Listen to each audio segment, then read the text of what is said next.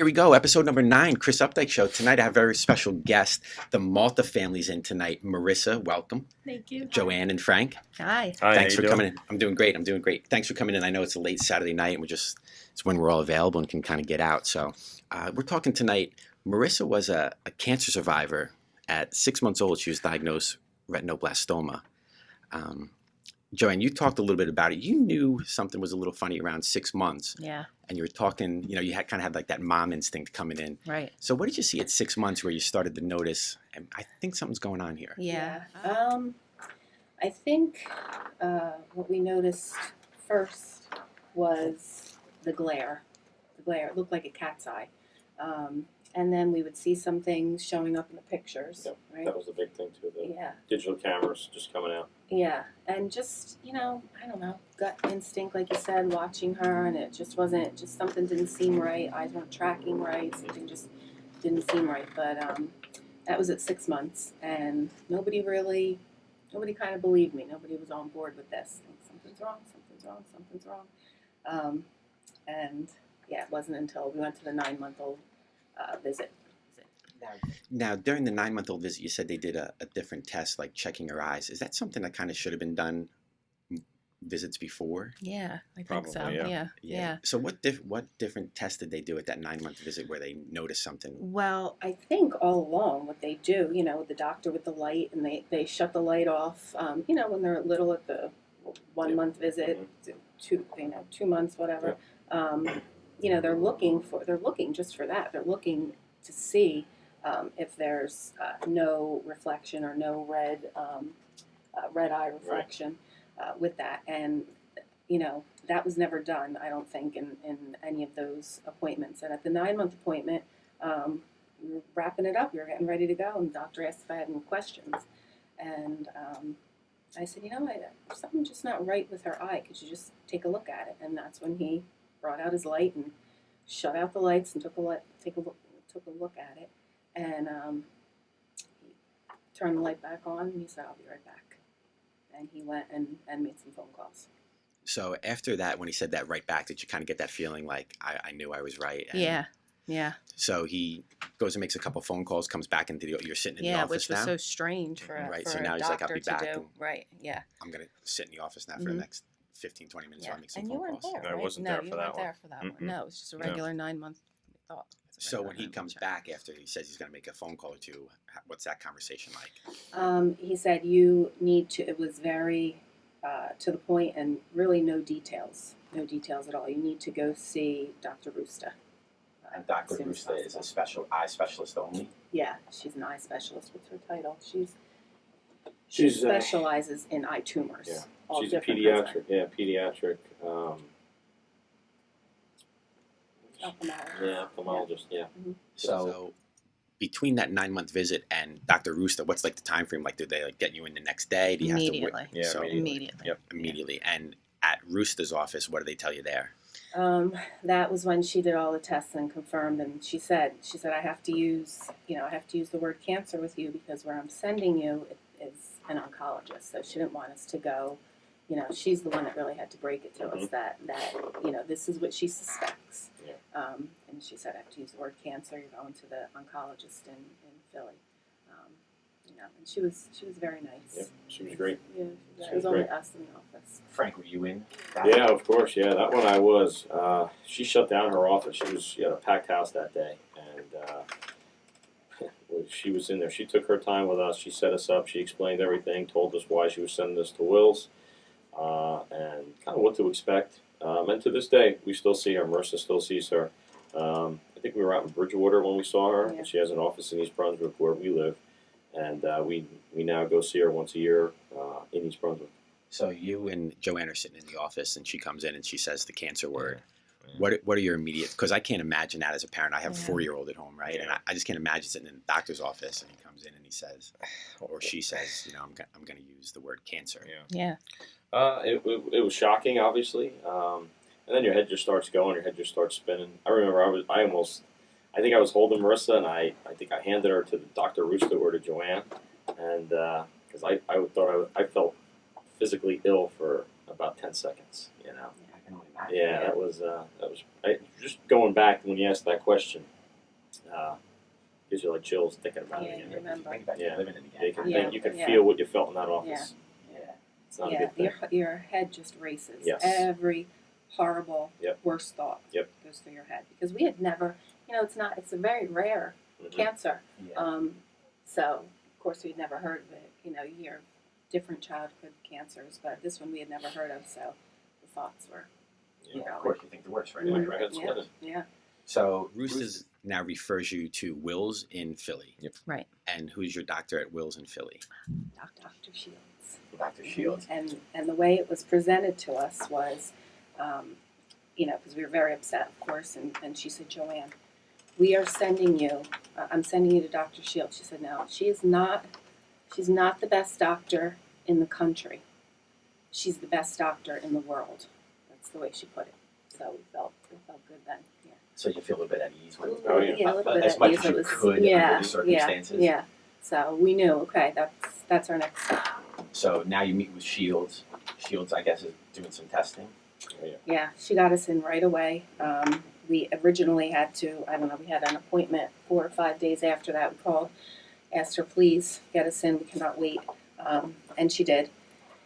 And we had a whole group of us going there. Yep. And yeah, she took her back. She did testing, not under anesthesia initially, just kind of take a look. One of the first things they did was they took pictures with digital camera. Right, Remember? right, yeah. Or, Yeah, So you whatever. think you're at Will's like this band. The first Yeah, thing you do that's is the first you thing get they did. Yeah. Snap Yeah. pictures Yeah. to Yeah. see. Mhm. And now, what's Dr. Shields tell you after they do their testing?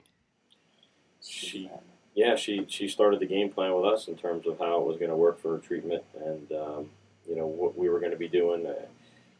They brought the retino kids in every Tuesday to get do the exam under anesthesia, and then we were going to do that exam. Then on the rest of Tuesday we'd go to CHOP and start chemo, and then we'd get up Wednesday morning and start another round of chemo. Her initial diagnosis, she said the tumor was big. She said it was Yeah. big. And she thinks it was there since birth. So you could go one of a few routes. She said, her goal always, number one goal is to save their lives. Mm-hmm. Second goal is to save their eye. And then if she can, save their sight. And she was willing at that point, right, to go ahead with the chemo and try to shrink the tumor so she could keep her eye, Yeah, which most times, the kids lose their eye. Most of the time. Most of the time, yeah. Mhm. So you talked a little bit, Frank, when we talked on the phone the other night, that Dr. Shields made you feel a little bit calm because she had like a plan going Oh, on. yeah. So explain how she did that for you. Yeah, and she's your she's just really regimented, and still to this day when we go there, it's when she comes in, it's like, it's, Yeah, you have to explain her. Yeah, She has fellows from all fellows. Am I saying that right? yeah. From all over the world, Yeah. all different countries. It is something to see, right? You can explain that. They come in, and you're in the room waiting for her at all times, and so you never. Right? How long is the wait? You're always They're ready waiting, yeah. for the entourage to come in, and it is no joke. They come through the door. This one first, that one first. Everybody has their assigned places. They have colored pencils because she draws the tumor. So Yeah. I swear they hold up the colored pencils. They're ready for the colored pencils. They have the thing. They have the same for over her head, and it is something amazing It to see. is. Like she is superstar, and she is. And they jam you into it's maybe like an exam room, maybe half the size, but there's us in there, twice the amount of people. and then probably 6 or 7 other people in there Trying that to come with learn her. from Yeah, her. and they're learning. Yeah. And so to see that she's just in control Yes. and just knows what she's doing, and talk to us, talk to Marissa. That was at every visit, but it is. I'm telling you, it's something to see. I wish we You could feel record pretty it. confident when she starts going and when she starts speaking and she tells you what's just going love on. her. So initially, when you talked a little bit, Frank, when we talked on the phone the other night, that Dr. Shields made you feel a little bit calm because she had like a plan going Oh, in. yeah. So explain how she did that for you? Yeah, in the morning we get to Will's on Tuesday morning, and it's Very early. early. Yeah, the Couldn't appointments. Yeah, That was that's awful. right. I Like, how remember early you getting there? we were getting there. What 6, Yeah, 7, between because 6 she and couldn't 7. eat before anesthesia. Yeah. So you can imagine, Yeah. 9-month-old can't give her Yeah. the bottle. You know, Yeah. as soon as they get up, that Mhm. was terrible. Yeah, that was awful. That was That awful. was awful. Just And remember you leave the that. house like 5 a.m. Right. Yeah. Yeah. And there's always yeah. traffic on those days trying Yeah. to get into Philly. Yeah. It's just a stressful morning. Yeah. Of course. Um, But that was the routine. We Yeah. go to Will's Eye first, and they do, it's called an E-way, an exam under anesthesia. And they, they give her the medication to kind of calm her down. Versed, right? You know, Versed was first. Yeah.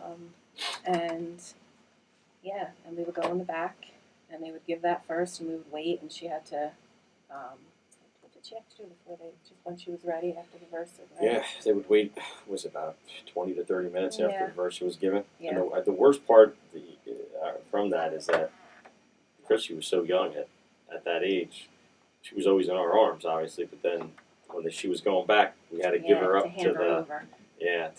to the anesthesiologist usually, and they would take her, and she'd walk through those doors, and she'd be looking back at us. That Yeah. was Yeah, it's tough. yeah, Yeah.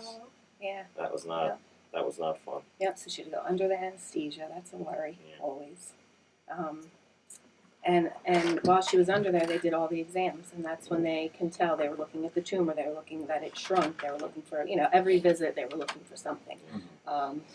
And at that time, they also set up, if they could, the next stop was CHOP for the chemo. So if they could, they would get the IV in. Mm-hmm. Yeah. Yes, they would So do that she wouldn't have, while she was asleep, so she didn't have to go through that while she was awake at CHOP.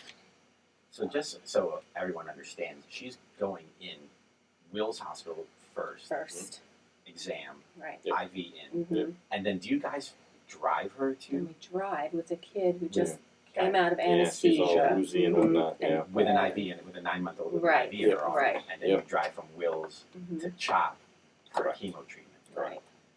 What's like the time frame? Like you get to Will's 7 a.m.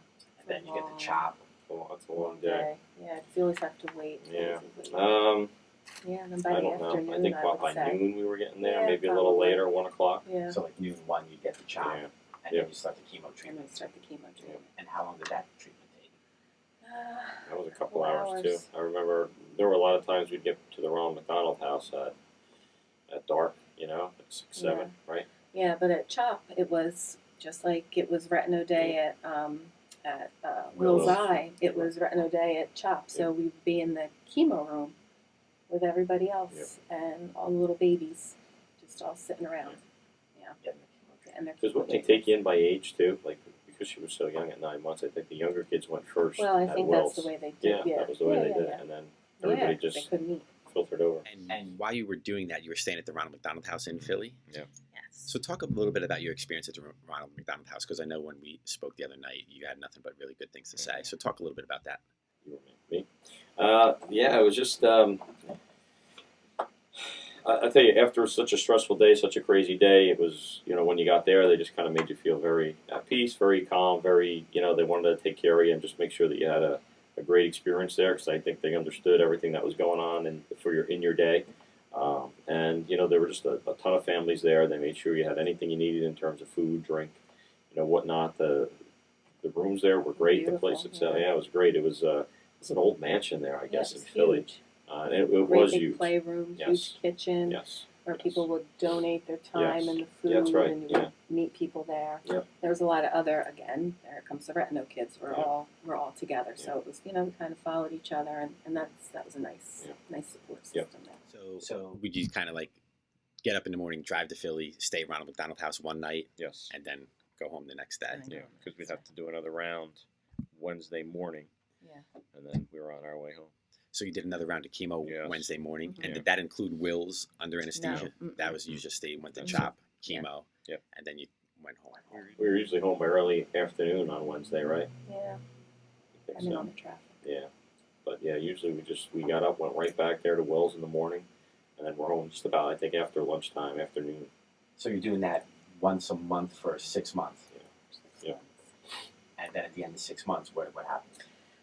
Well, along the way we had a few scares. Yeah. You know, at one point, I don't know if maybe it was after her second treatment, Dr. Shields saw bleeding in her eye, and it was a lot, and it was bad, and it was caused by the chemo. Yeah. So she didn't know if at that point we were going to have to stop it, and you know, they would have to just stop the chemo, take the eye, and then the chemo would be done. And we left. What did she say? Pray, right? Yeah, she said pray. Pray. Yeah, that's what she Yeah, said. that's Just what pray. she said. And then Yeah. I think we went, was it one more treatment and then the bleeding stopped? No, well, we went back the next time, and that's why you always start with the exam under anesthesia to say, okay, can we continue with the chemo? Is the tumor shrinking? It did shrink after the first time. The second exam showed the bleeding. We went back the third time, and she basically said it was mirror. She said this should not have This should happened. not, yeah. This should not have The happened. bleeding stopped, yeah. The amount of bleeding, the blood got collected in Yeah. there, and it stopped bleeding, and it was. She said, "You must have prayed because Yeah. this doesn't happen." And what So- I remember too, we were talking about those colored pencils, and they used to do these drawings when she was under anesthesia, and I just remember how Yeah. they would. It was like wasn't it just it was a photocopy of like Of an an eye. Yeah. I mean, all the technology, Yeah. and she uses the colored Colored pencils, pencils. and that's I did how know. right, Yes. right. And That's it how was- she saw it. And it was the red that I remember from all the bleeding and how big the bleeding was compared Yeah. to behind the eye. And that's what I remember on that time. It was bleeding, Yeah. and then it stopped. So we got to keep going with the chemo, and so far so good. You got to keep the eye still. So you did your 6 months of chemo, everything worked out. Yeah. And then after that now, what's like the doctor's visits, Mm-hmm. the checkups? Yep. Talk about that a little bit. What's that like? Because that's got to still be intense, right? Like Right. you're waiting every 3 to 6 months to Yeah. go back and Yeah. for bad news, right? Yeah, That's what you yeah, do, of right? course, Yeah. of course, always. It never goes away after a diagnosis like that. But it was once a month at No. that point, or once. I thought it was once every 3 months at that point. Yeah. Is that funny? We can't remember. But yeah, I thought it was every 3. And you know, the other thing is, you know, as we kept going back, you know, we were so concerned because there were so many kids that were there with us that were bilateral, which means it was in both eyes. Mhm. Marissa only stayed unilateral with her tumor with retina. There were a lot of kids that had it in both eyes. You know, both sides. So we were really concerned with that That because we knew expected the other eye. Yeah. because we knew where that tumor was located on her retina. It was the center of her vision, and that was, you know, not good. So we were really concerned about that other eye at that point. Right. So you're going for your like 3-month checkup because now she's almost like a year and a half old by the end of chemo, Yeah. right? Yeah. Mhm. So now you're going every 3 months for a Yep. checkup. And what's like, there's a certain kind of hurdle to get over there before they kind of give her that clean bill of health, right? Yeah. So Yeah, age 4 or 5. They Right, said if she can, you know, keep bringing her back, checking. If nothing returns or we don't see new, what do they call it, seeds? Yeah, seeds. Something like that. That's seeds. Then it's unremarkable for it to ever return. It's not heard of after age 4 or 5 if you make it to that point. Yep. Too. And were those visits with Dr. Shields as well? Oh yeah. Mm-hmm. And she made it to 5 with no more seeds. To 5. Yeah. And Shields gave her the clean bill of health at that point. So Yeah. talk a little bit about that day when Dr. Shields walks in. Yeah. Because now, Marissa, you have to start remembering a little bit of it, right? You probably don't remember too much when you were 6 months old. Yeah. So talk a little bit about the first things that you remembered, because I know we talked to the listener the other night. One of the first things I remember is when we would go for my anesthesia. I think I was probably a little old. I don't think I was 4 or 5. I think it was a little bit older. But I remember it was one of my last anesthesias. It might have been my, I don't know. But I remember them giving me whatever I took to fall asleep, and then I remember like falling asleep, and then taking me back. And then I think another time, I remember going back there. They put like a mask over my face, like for me to fall asleep. Yeah. And they like sang "Twinkle Twinkle Little Star." I remember that vividly. I don't know why. It was like such a vivid memory, and that's really, because the exams under anesthesia continued up until that age. Yeah. So When was my last one? 12? 12? 11? Really? Yeah. That, Yeah. Yeah. Okay. Yeah. And they Yeah, I know. and going back there, they knew her. They knew, it was the same people a lot of the time. The nurses there were great. All the people there were great. They kind of, they know you because you're there. And so, I'm sure it's like that with all their patients, but You're going there so much, right? it's Yeah. exactly right. Yeah. But Everybody knows the 4 or 5 age, we knew. She had told us that in the beginning, Yeah. so we were just like, come on, Yeah. come on, let's get Every there. So, time, yep. So she comes in and gives you the clean bill of health. What's your Yeah. like? Did you know at that point, Marissa? Well, one, you're a tough son of a gun, right, for being like 6 months old and going through all that. So respect. But talk a little bit about when she comes in, because I gotta imagine as a doctor and going through living it with you, because I would think the doctor, they kind of live that with you a little bit, right? Yeah, Like they have yeah. this 6-month-old, like Mhm. they have this like 6-month-old in there, and they're going through what they're going through, and to come in with the ultimate goal to be able to tell you that, I mean, that's got to be a great Right, feeling, yeah. right? Yes, it Yeah. was. So, Very relieving. do you remember that day, Marissa? No. No, I don't know that we let her know that was such a big Yeah. milestone at that point. Yeah. Yeah. Yeah. What were your It's not reactions coming when Dr. back. Shields told you that? We just Yeah, hug her. it's like, and- it's just like yeah. it's a relief. Yeah. It's taking a deep breath and Yeah. just thinking back where we started to where we were at that point. Yeah. Just gratitude and Yeah. you just realize even at that point you can say, we always say this, that she was lucky. She was Yeah. really lucky, Yeah. because Very it could have gone to both eyes and it didn't, and she could have lost her eye and she didn't. And a lot of worse things could have happened. So we always say, she's lucky and we're grateful, and that's where we were. Yeah. So Marissa, I'm going to talk to you a little bit now because you've been sitting back listening to Dad talk. So, talk about living with it right now. You grew up with it. You don't really know anything other than really what it is right now. But you lead a pretty normal teenage life, right? Yeah. Freshman in high school, play field hockey, So just talk about what you do a little bit. So yeah, I play field hockey. I'm also a freshman in high school, as you said. Where you go to high school? I go to East Brunswick. You beat the Bears. Or the Yeah. Bears. Okay, come the Bears. Yeah. So I get like random questions from like sometimes my friends, sometimes there's like people that like know what I have, but I can't I can't see it to say. They're always like, "What do you see? Like, do you just see like black?" I'm like, I can't really. Can't explain. Yeah, I can't explain it because they're like, "Oh, well, if I just close my eyes, I can't see anything." I'm like, "Yeah, but that's not what it is." That was one of the things that we spoke about all the time, is that we couldn't wait for her to get old enough so that we Right. could actually ask her. What do you see? What do you see? What do you She's see? 9 months old. What do you Yeah. see? Yeah.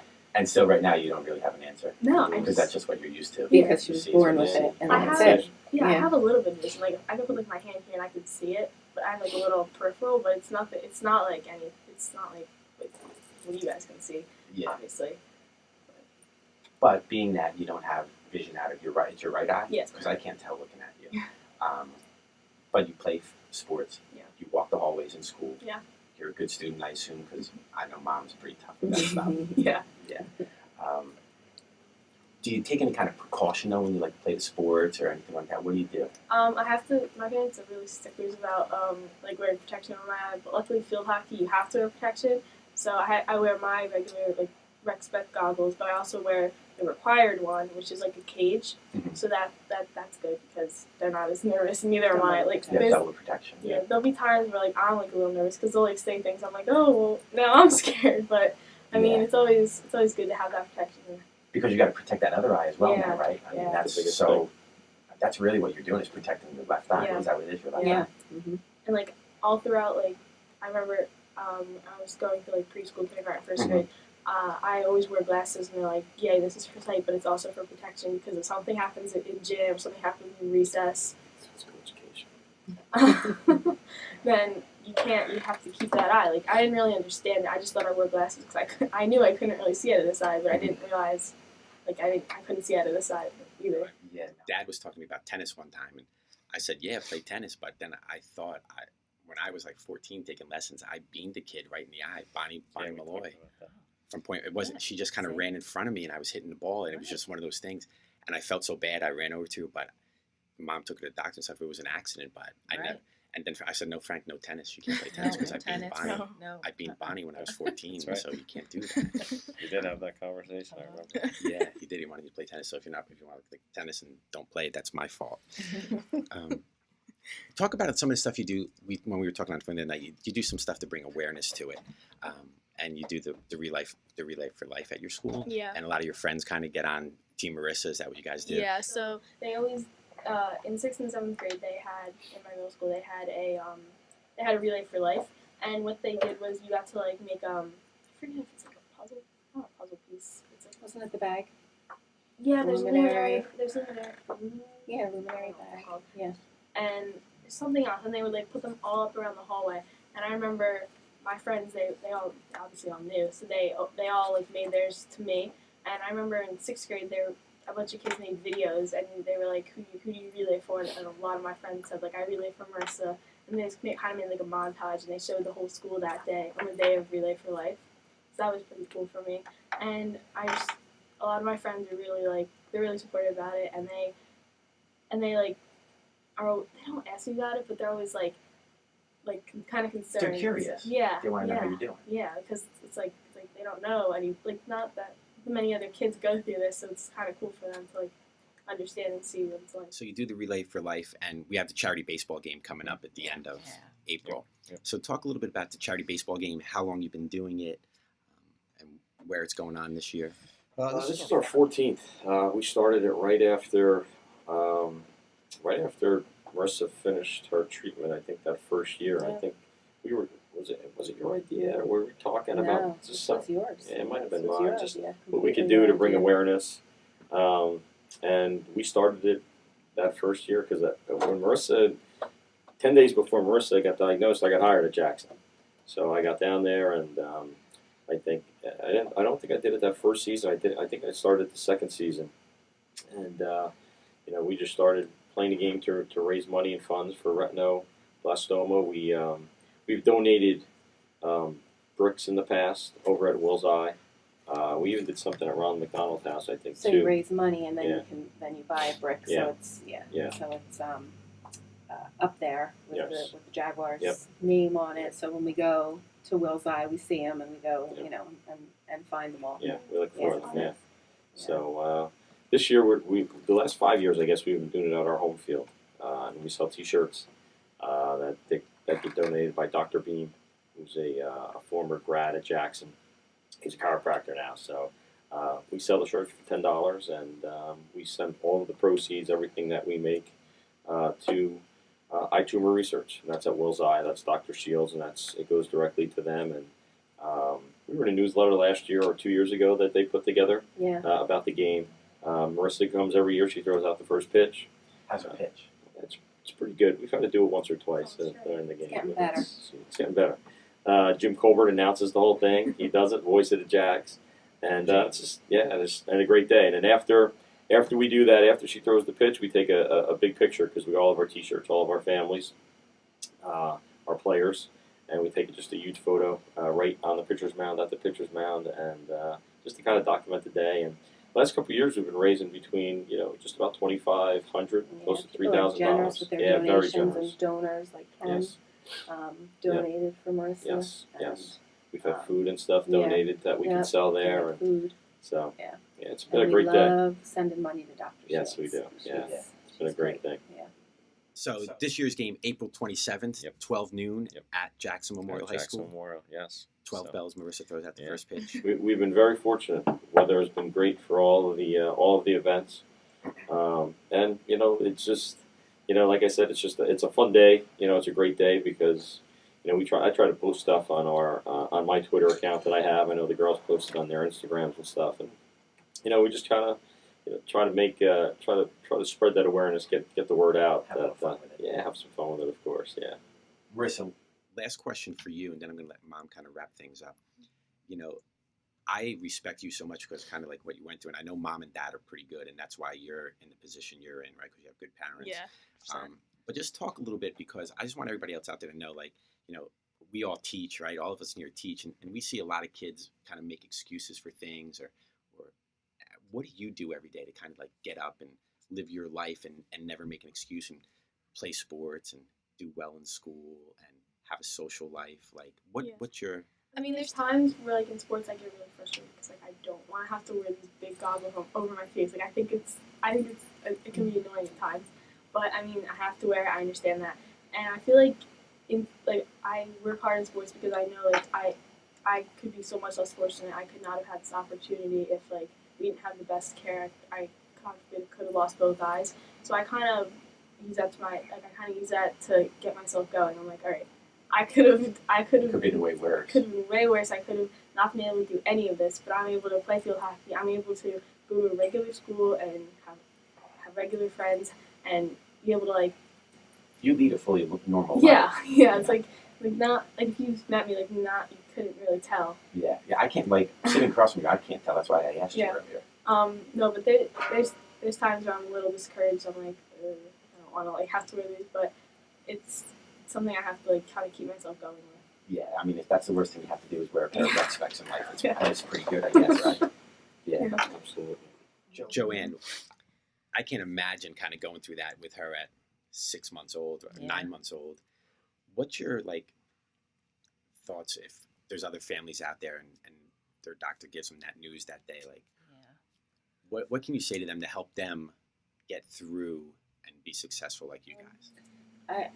I would say the first thing that I would tell anybody, I don't care where they are, anywhere throughout the country, throughout the world, get yourself to Will's Eye Hospital and you see Dr. Shields because she's amazing. What she did with Marissa, she's so strong and smart and not scared. She took a chance and she was just the person. She's just the person to see. So that would be my first bit of advice for them. I guess, once you're there, just take it one step at a time. Don't try to overthink it and don't try to, there's so many, right, scary things along the way that could happen. But first step is to get to where Dr. Shields is. Yeah, Yeah. Dr. Shields and trying to blow your mind over. Yeah. Yeah. Agreed. Yeah. Frank, you have anything you want to finish up with?